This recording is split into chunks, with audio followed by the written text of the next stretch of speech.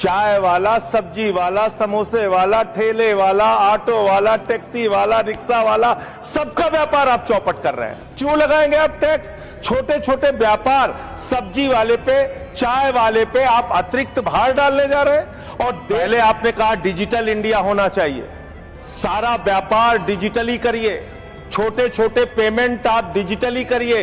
प्रधानमंत्री जी गर्व से कहते हैं वो चाय वाले हैं, लेकिन इस बिल के माध्यम से चाय वाला, सब्जी वाला, समोसे वाला, ठेले वाला, ऑटो वाला, टैक्सी वाला, रिक्शा वाला, सबका व्यापार आप चौपट कर रहे हैं। क्या कह रहे हैं आप इस बिल के अंदर? आप इस बिल में कह रहे हैं कि यूपीआई से जब आप पेमेंट करेंगे तो जो व्यापारी होगा, जो व्यापार कर रहा होगा, जिसके खाते में आप पैसा डालेंगे, उसके ऊपर हम टैक्स लगाएंगे। क्यों लगाएंगे आप टैक्स? छोटे छोटे व्यापार, सब्जी वाले पे, चाय वाले पे आप अतिरिक्त भार डालने जा रहे हैं। और देश के, अगर मान लीजिए आप उनके ऊपर भार डालने जा रहे हैं, वो किसी उपभोक्ता का रिश्तेदार तो है नहीं मान्यवर, घुमा फिरा के वो अपने सामानों का दाम बढ़ाएगा, जिसका खामियाजा लोगों को भुगतना पड़ेगा, जिनके ऊपर टैक्स के बढ़ने के कारण महंगाई बढ़ेगी। तो ये दो तरह से मार करने वाला टैक्स है, नंबर एक। दूसरी बात, ये बिल लाया किन परिस्थितियों में गया है, ये देश को जानना जरूरी है।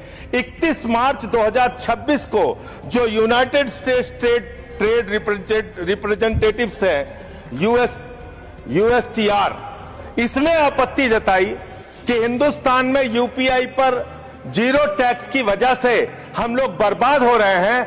तो ट्रंप के दबाव में भारत की संप्रभुता को गिरवी रख के ये बिल लाया गया है, इसलिए इस बिल के हम खिलाफ। मान्यवर, बहुत कम स्पीकर हैं, एक आध मिनट का समय मुझे और दे दीजिए। मान्यवर, आपका जो समय, विदेशी दबाव में भारत की संप्रभुता को गिरवी रख के आप ऐसा बिल ला रहे हैं जिसमें फॉरेन इन्वेस्टर्स को तो आप टैक्स में 100% एग्जम्पशन दे रहे हैं, लेकिन जो हिंदुस्तान में छोटे छोटे व्यापार करने वाले लोग हैं, उनके ऊपर आप टैक्स लगाने जा रहे हैं। खत्म कर रहा हूं सर, 30 सेकंड और दे दीजिए। मान्यवर, यह सरकार कहती है यूपीआई के पूरे सिस्टम को मैनेज करने में आपको पैसा खर्च करना पड़ता है। अरे भैया, 27,000 करोड़ रुपए तो आपने सिर्फ मिनिमम बैलेंस चार्जेस के नाम पे 2 साल में देश के करोड़ों उपभोक्ताओं से ले लिया। तो इसलिए मैं आपके माध्यम से कहना चाहता हूं सरकार से, यह बिल इस देश के आम आदमी के खिलाफ है, छोटे व्यापारियों के खिलाफ है।